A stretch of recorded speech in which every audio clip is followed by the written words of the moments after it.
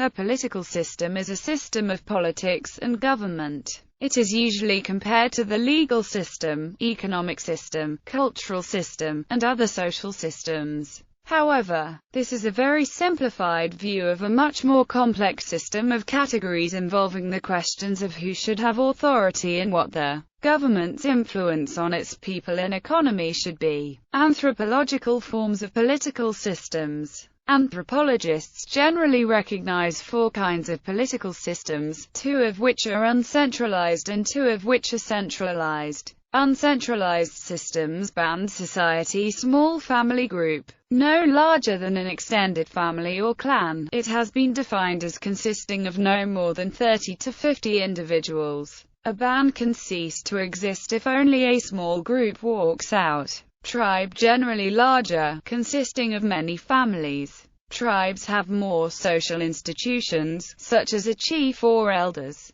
more permanent than bands. Many tribes are subdivided into bands. Centralized governments: chiefdom, more complex than a tribe or a band society, and less complex than a state or a civilization, characterized by pervasive inequality and centralization of authority. A single lineage, family of the elite class becomes the ruling elite of the chiefdom. Complex chiefdoms have 2 or even 3 tiers of political hierarchy. An autonomous political unit comprising a number of villages or communities under the permanent control of a paramount chief. Sovereign state. A sovereign state is a state with a permanent population, a defined territory, a government, and the capacity to enter into relations with other sovereign states. Supranational political systems. Supranational political systems are created by independent nations to reach a common goal or gain strength from forming an alliance.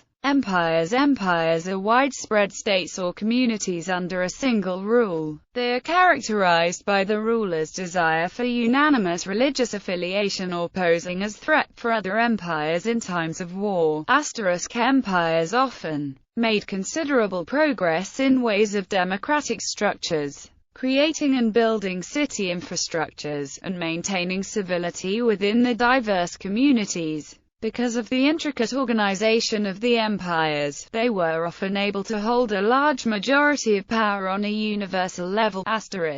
Leagues. Leagues are international organizations composed of states coming together for a single common purpose.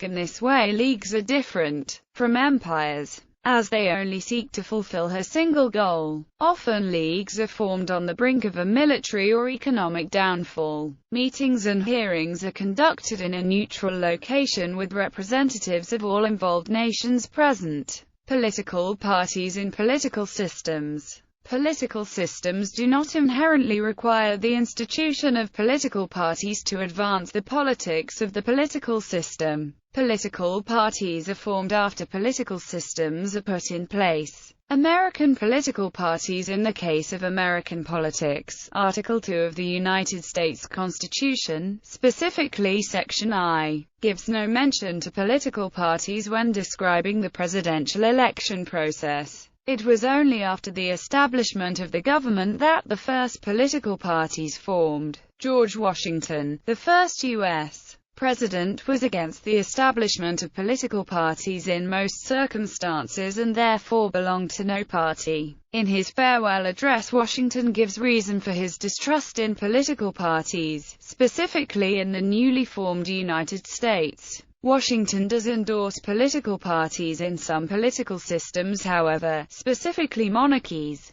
Washington was the only president not to be elected through a party-oriented election process. Because of this, it is difficult to comment on an America without political party institutions. Washington's case does point to the original path of the American political system, however, one lacking political parties. Both the U.S. Constitution and Washington provide support for the American political system, a democracy and republic to be founded without political parties. The past has shown this type of system to work well with parties, but nonetheless, these two systems do not require political parties in their institutions. Over the years, the American political system has seen a sharp decline in voter turnout. In 1960, over 63% of the American population cast their presidential votes, whereas by 1996, there were less than 50% of Americans showing up to the polls. Sociology of political systems.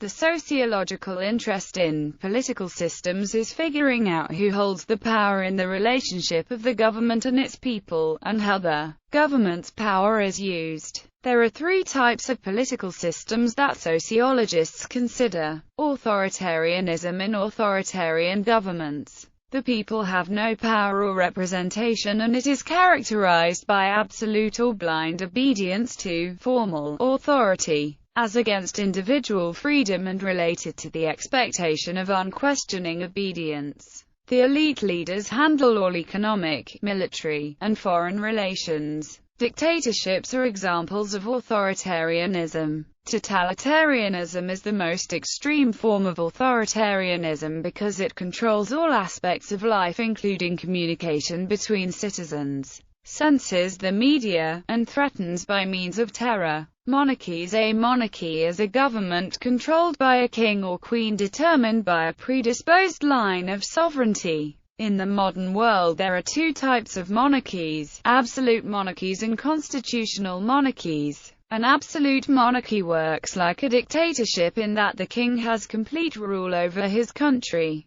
A constitutional monarchy gives the royal family limited powers and usually works in accordance with an elected body of officials. Social revolutions of the 18th, 19th, and 20th century overthrew the majority of existing monarchies in favor of a more democratic governments and the rise of the middle class. Democracy. A democracy is a form of government in which the citizens create and vote for laws directly or indirectly via representatives. The idea of democracy stems back from ancient Greece and the profound works of ancient academics. However, the presence of democracy does not always mean citizens' wishes will be equally represented. For example, in many democratic countries, immigrants, and racial and ethnic minorities do not receive the same rights as the majority citizens.